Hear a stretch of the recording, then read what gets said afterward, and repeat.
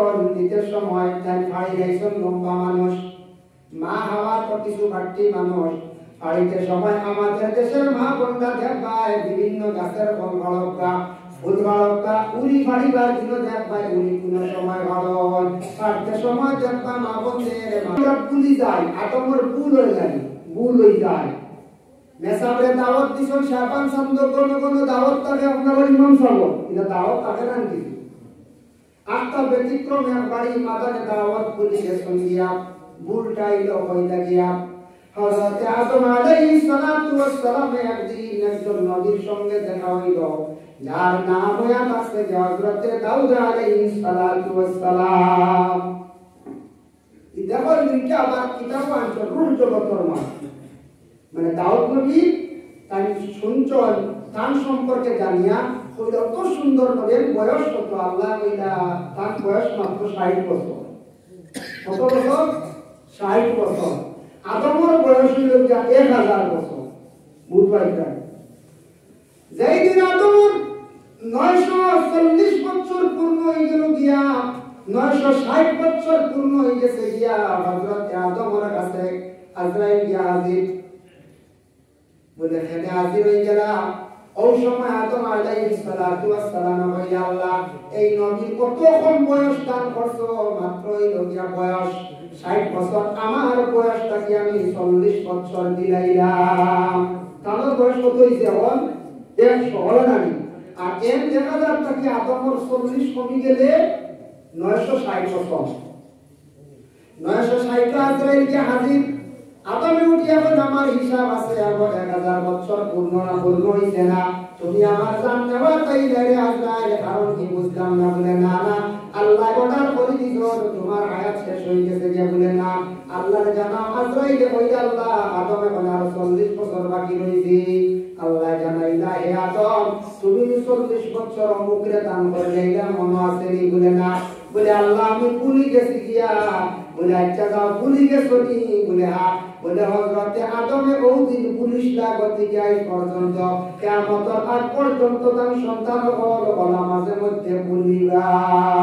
ভুলেন না, ভুল হয় না মাঝে মাঝে আউলি যাই আমরা বলি ভুলি যাই যারা মসজিদের টাকা ধরাই আসলে মাঝে মাঝে ভুলি যাই না আমরা যে হইয়া ইগুন ভুলি যাই না। দোকানদারের কাছে 7000 টাকা 5000 টাকা কেউ কোনো ভুলি দিতাম জি না, এটা আউলি মা এটা ভুলিবার কথা না। মনে আছে মসজিদের 7000 দোকান 5000 তা মনে আছে, কোনো ভুল হওয়া যায় না। তাই বিশেষ করিয়া আল্লাহ কইলা আদম তুমি যে তুই একজন মায়া ফসলাই তোমার হায়াতটা কি তুমি 40 বছর দান করার কারণে আমি আল্লাহ তোমারে কি করলাম আর কমাইয়া না, তোমারে আর 40 বছর বোনাস দিলাম গিয়া। জানিয়া রাখি আদম দুনিয়ার জমিন কিয়ামতের আগ পর্যন্ত কোন মানুষে যদি ওলা মানুষে যদি ইহসান করে, কোন মানুষের যদি মায়া করে, আমি আল্লাহর কাছে দয়া করি আদম তোমার যে হায়াত বাড়াইয়া দিছি ওলা আমি আল্লাহর কাছে বন্দারে জমিনের আর কয়দিন হায়াত বাড়াইয়া দিলাই। সুবহানাল্লাহ।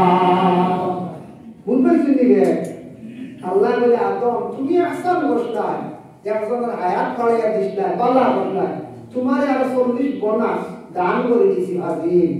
তে ইকান জানিয়া রাখিও তুমি যে ইহসান করছো তোমার আওলাদ হবে কিয়ামতের আগ পর্যন্ত যদি ওলা আরেক ইনসানকে আরেক বাইরে সে সাহায্য করে টাকা দিও কোনো ব্যবহারেও তে আমি আল্লাহ তারে ওলা সাহায্য করব। বালা কাম করলে তার হায়াত আরো কিছু বাড়াইয়া দিবে। সুবহানাল্লাহ। আল্লাহ কি বালা কাম করলে হায়াত বাড়ে, বালা কাম করলে হায়াত বাড়ে। হইবা জি না বালা বালা মানুষ মরি যাইতা সারা সারি যাইতা বলা হইতা পারে না। বালা মানুষ মরি যাইতা সারি যাইতা জি না প্রকৃত বালা মানুষের হায়াত আল্লাহ বাড়াইয়া যে মানুষের দোয়া করেন বালা আমার খাতিরে আল্লাহ হায়াত বাড়ায়। বালা যদি জমিন মানুষের যদি খেদমত করিয়া যায় আল্লাহ তার হায়াত ফাড়া থাকলে বিপদ কাটে হায়াত বাড়ে। জানিয়া রাখবা আল্লাহর বান্দাগান আদম রে আল্লাহ যেহেতু জানাইয়া দিছেন এর জন্য হযরত আদম আলাইহিস সালাতু ওয়াস সালাম আর মা হাওয়া আলাইহিস সালাতু ওয়াস সালাম দুইজনে একটা ভুল করার কারণে আদম হাওয়া দুইজন দুই জায়গার মধ্যে আল্লাহ রাখছেন। একাধারে 350 বছর আদম হাওয়া কান্দিলাম। একটা ভুলের কারণে আদম হাওয়া 350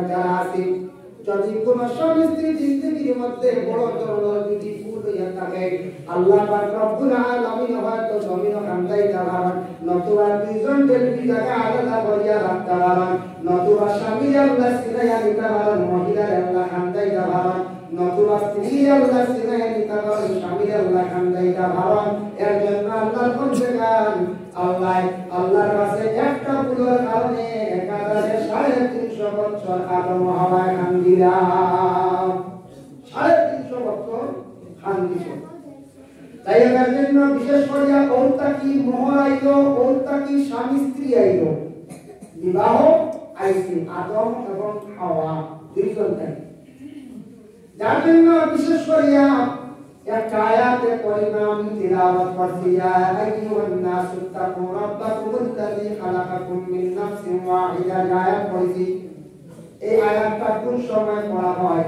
যারা পাইলো যত আসল গার্জিয়ান তখন ছেলে সন্তান মেয়ে সন্তান বলা ভাইজন মা বাবার উপরে দায়িত্ব আছে যে সন্তানের কয়েকটা দায়িত্ব আছে সব হইলে সময় লাগবে এর মধ্যে একটা হইলো দায়িত্ব আওলাদ যখন উপযুক্ত হয়ে যাইব গিয়া ছেলে সন্তান মেয়ে সন্তানকে সময় মতো বিবাহ দিলাইতে দেরি করতে না রাসূলুল্লাহ ফরমান যখন কোন মানুষ মারা যাইব দেরি করিও না তখন ঘরে যাইও আর ছেলে বা মেয়ে সন্তান ঘরে উপযুক্ত হওয়ার সাথে সাথে তুমি তার বিবাহ দিলাইও বিবাহ দিলে দেরি করিও না এখন একটা প্রশ্ন জাগে মেয়ে সন্তানদের বয়স 18 বছর পূর্ণ না হইলে বিবাহ হইত না বিবাহ হইব এখন ভারত আইনত দণ্ডনীয় না আইন আছে আইন লঙ্ঘন করতে পারবো না আমার ধারণায় সেটা ভালো হয়েছে একজন মেয়ে সন্তানে 18 বছর পর্যন্ত যদি বাবার দায়িত্বে থাকে বিবাহ যদি দেন না তাহলে মেয়েটা কমাস কম হায়ার সেকেন্ডারি পর্যন্ত হইতে পারবো শিক্ষার যোগ্যতা বাড়িল আগে 14-15 বছর মেয়ে সন্তান আপনার বিবাহ দেওয়া হইতো না 15-16 প্রায় বিবাহ হয়েছে হ্যাঁ সরকারে যেটা আইন করছে এটা আইন মানে আমরা দেশের মানুষের লাগি জরুরিটা মানিয়ে নিতাম যে আইন করবে দেশের বাচ্চায় দেশের সরকার এটা মানিয়ে আমরা নিতা বাধ্যতামূলক আমরা প্রত্যেকে মানতে লাগবো এখন ছেলে সন্তানগুলোর অত্যাচার উপযুক্ত হয়ে গেছে যে বিবাহ দিলাই কানি বলে না বলে ছেলেটার বিবাহ দিতে হইলে আরো কিছু সময় আপনার কাটাইতে লাগে বলে কেনে ছেলে যদি 18 হয়ে গেছে বিবাহ দিলাই কানি দিতে পারবা আপনার লাগে আমার লাগে যাই আছে দেই না কেনে ছেলে যত সময় পর্যন্ত সে নিজের পায়ে দাঁড়াইছে না রুজি রোজগারের পথ পাইছে না টাকা পয়সা ইনকাম করা শিখছে না টাকার একটা লাইন পাইছে না কত সময় পর্যন্ত সেই ছেলেটারে বিবাহ দেওয়া মা এবং বাবা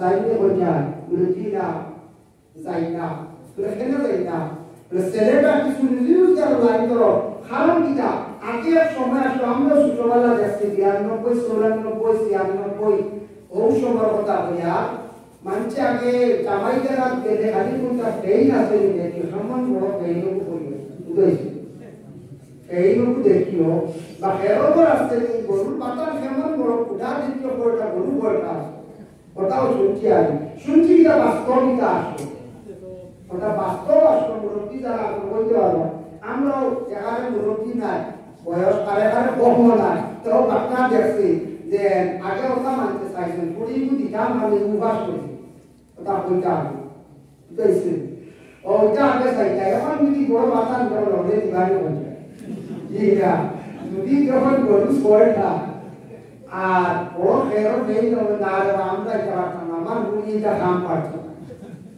বিলকুল না এটা দেখে দিতে না বলে যারা আছে এরা দেই দেখাই কি লাগে এটা আগে পুরো ওলা কৃষক খেতুয়াল যারা আছে এরা মোটামুটি দেন ওলা যদি ফ্যামিলি থাকে টাউন আপনার একটু সলিড পরিবারের থাকে যদি মেয়ে যদি থাকে বিলকুল কোনো বাড়ির কাজ কাম নাই আমি পড়া করেছি এরা পুরোলা দিলেই বাড়ি আমরা খেতুয়াল লাগি জি না সেটা এর কারণে অনেক সময় আসলো যেমন এটা চাই না কোন জিনিসটা সারিয়া বিবাহ দিতাম রাসূলুল্লাহ ফরমান দিনদারি দেখিও ছেলেটার সঙ্গে তোমার মেয়ে বিবাহ দিতাই ছেলেটার মধ্যে দিনদারি আছে দিনদারি মানে ছেলেটার ব্যবহার আদর্শ ভালো আছে ছেলেটা নামাজ পড়েনি, বালা মানুষের সঙ্গে চলেনি, ওগুলা তুমি তাই যাচাই করিয়া তুমি তার মেয়ে বিবাহ দিও।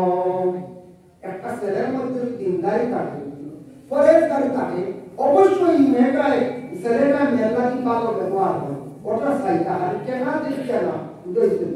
খালি টেকা দিয়ে জলদি দিলাম না বলে পরে খালি ঠাই দিলা না, কিছু যাচাই করতাম। আর মেয়েটা আনতে সময় হলো তুমি তার যাচাই করিও, মেয়েটার খাসিয়ত সম্পর্কে তুমি তার জানিও। আর 2 নম্বরে আছে যে মেয়েটার মার কিছু খবর লইও, যদি মেয়েটার যদি মায়ের খাসিয়ত পালা থাকে অবশ্যই মেয়ের খাসিয়ত পালা ভাই ভাই। আল্লাহর বন্দেগান বর্তমান সময়ে এমন এক অবস্থা, ছেলে সন্তান মেয়ে সন্তান যে মা বাবায় পড়াই দিলাম, স্কুলে অফিসন এলাকার প্রাইভেট স্কুল পড়াইছেন, মনে করো প্রাইমারি স্কুলের পরে এমটি স্কুল বা হাই স্কুলে পড়াইছেন, আশা করি ছেলেটারে হাসান কলেজের মধ্যে এডমিশন দিছেন, ছেলেটা কলেজে পড়িতে আছে, মেয়েটা পড়িতে আছে, কিন্তু মা বাবার জীবনে একটা আশা থাকে ছেলেটারে উপযুক্ত শিক্ষা দিবি। আমার ছেলেটা শিক্ষিত, একজন শিক্ষিত ভালো একটা পরিবার দেখি, একটা ভালো পাত্রী দেখিয়া ছেলেটারে জীবনে আমি কি করব, বিবাহ দিব। মা এবং বাবার জীবনে এইভাবে আশা থাকে, তাকে না তাকে ছেলে পড়াইছেন ভালো একটা পরিবার দেখিয়া, মা বাবার চাইবা একটা ভালো ফ্যামিলি থেকে নিয়ে আনতা। এখন কলেজ ইউনিভার্সিটিতে একটা সিস্টেম হয়ে গেছে গিয়া বয়ফ্রেন্ড গার্লফ্রেন্ড নাও চালু হয়, বুঝেছে? আমি শুনছি বয়ফ্রেন্ড আর গার্লফ্রেন্ড বুঝি না হলে এই বুঝি এক বলি মুখে এক রাখবেন, তেমন কিন্তু কোনো মূল্য নাই, শুনছিও না, এর বুঝি মূল্য নাই। কলেজ ইউনিভার্সিটি কলা সিস্টেম বর্তমানে চলে, এই যে মোটামুটি এনগেজ টাকা লাগবে আপনার ফ্রি রেট চলবে এখানে আনপড়, বুঝতে কি অবস্থা। এক আলিমেওয়ালা কোশটা শুনছি বয়ফ্রেন্ড গার্লফ্রেন্ড মানে একটা তারপরে উঠে বলছে কেশর ভাই, আর আমাদের বয়ফ্রেন্ড আর গার্লফ্রেন্ড কেশর ভাই, বুঝেছেন? যারা আউলি বলছেন কেশর ভাইদের বলছে, দেখা আউলি বলছেন। এর কারণে জীবনে একজন মেয়ের বাবা মা বাবায় পড়াইছেন, আশা করিয়া ভালো একটা পাত্র দেখে বিবাহ দিতাম। যেমন কলেজ ইউনিভার্সিটি গিয়া যদি সারা যদি রেডিও করে দিতাম, মা বাবার আর মনে খুশি করে যায় জি না জানেন না। বিশেষ করে আল্লাহর বান্দাগান জীবনে একটু খেয়াল করবা, বাবায় পড়াইছেন মায় পড়াইছেন, বড় খেয়াল করি আপনার শিক্ষা অর্জন করাইছেন, মা বাবার মন কান্তা জয় রাখার জীবনের চেষ্টা করবা, যাতে জীবনে কোনোদিন মা বাবার মনে দুঃখ আসে না। আপনি জীবনে আপনি ছেলে পছন্দ করার থেকে বেশি জলদি যাইবা না, এবং মেয়ে জলদি পছন্দ করার যাইবা না। যদি আপনার খেয়াল থাকে তবে আপনার পড়াশোনা শেষ করা সিস্টেমে যদি সুন্দরভাবে হয় তাহলে বিবাহ করুন, নতুবা মা বাবার মনের মধ্যে কখনো আঘাত দেওয়া যাইবা না। আল্লাহর বান্দাদের জন্য বর্তমান সময়ে আমাদের দেশে কোন জায়গায় দেখা যায় 2 জন এক দড়ির মধ্যে লাগিয়ে আবার মারা গেছে, তসনি মাঝে দেখো এখন 8 জনের হত্যা করে গাছ দড়ি লাগিয়ে মরে গেছে, ওয়া গাইগাল বলছে। হ্যাঁ, এখানে মরছেন কোন দুঃখে? হয়তো উভয়ের মধ্যে বিশেষ করে মহব্বত হইছে, তাদের সম্পর্ক হয়ে গেছে গিয়া এখন গার্জেন উভয় গার্জেনের পক্ষ থেকে তাদের বিবাহ দিয়া দিন না, গতিকে দুইজনে একবারে মানে ফাঁসি লাগিয়া মরে গেলা, দুইজন একবারে স্বর্গে গেলা গিয়া। এটাও কিন্তু বড় খারাপ কাজ, বিজয়া কাছ থেকে সুইসাইড আত্মহত্যা এই ধরনের হত্যা কি আল্লাহর রাস্তায় পানা থাকবা।